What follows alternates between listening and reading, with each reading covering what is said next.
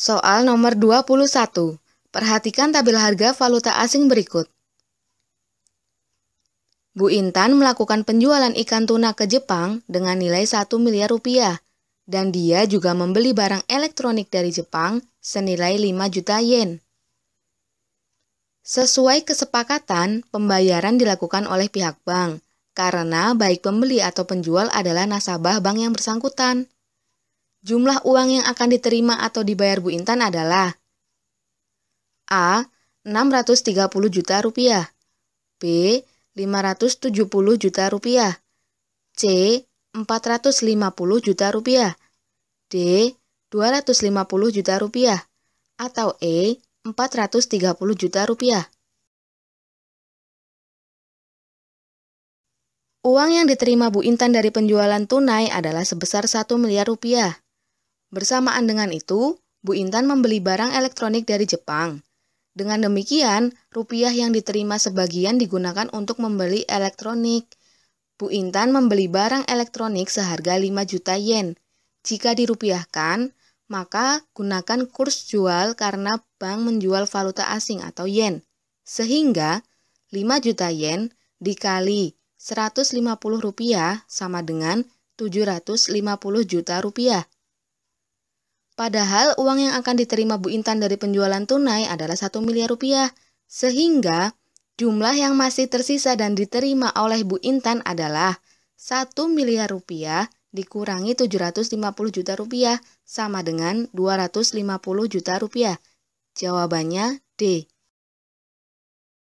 Soal nomor 22. Dampak neraca pembayaran terhadap perekonomian suatu negara jika neraca pembayaran defisit adalah A. Negara terpaksa melepas cadangan devisanya untuk membayar ke luar negeri. B. Bekerja sama dengan Bank Dunia untuk mendapat bantuan dana tanpa bunga.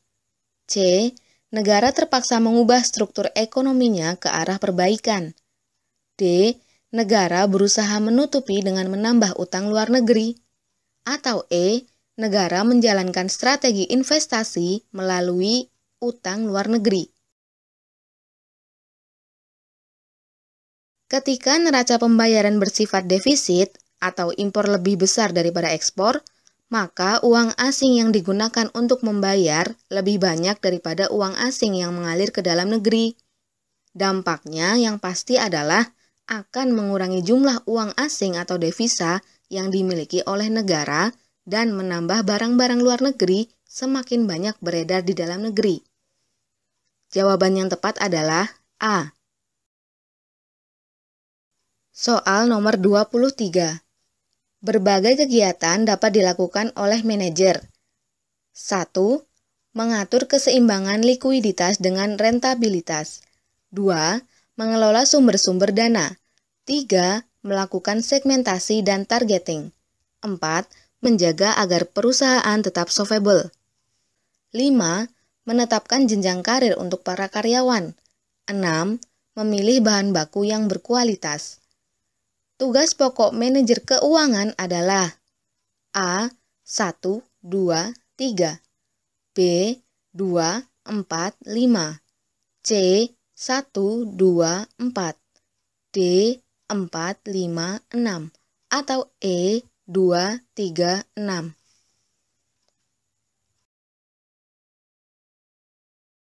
Tugas pokok manajer keuangan antara lain mengatur keseimbangan likuiditas dengan rentabilitas, mengelola sumber-sumber dana, dan menjaga agar perusahaan tetap solvable. Sedangkan melakukan segmentasi dan targeting merupakan tugas manajer pemasaran, dan menetapkan jenjang karir untuk para karyawan merupakan tugas manajer personalia. Memilih bahan baku yang berkualitas merupakan tugas manajer produksi, sehingga jawaban yang tepat adalah C. Soal nomor 24. Pada saat kita mendirikan usaha, pemilihan bentuk badan usaha perlu mempertimbangkan kebaikan dan kelemahan sebagai berikut. 1. Mudah untuk mendapatkan pinjaman modal dari bank. 2. Mudah dalam pengambilan keputusan. 3. Laba jatuh ke tangan satu orang. 4. Tanggung jawab pemilik terbatas. 5. Manajemennya sangat profesional. Yang merupakan kebaikan dari badan usaha yang berbentuk perseroan terbatas atau PT adalah A. 1, 2, dan 4, B. 2, 4, dan 5, C. 1, 4, dan 5, D.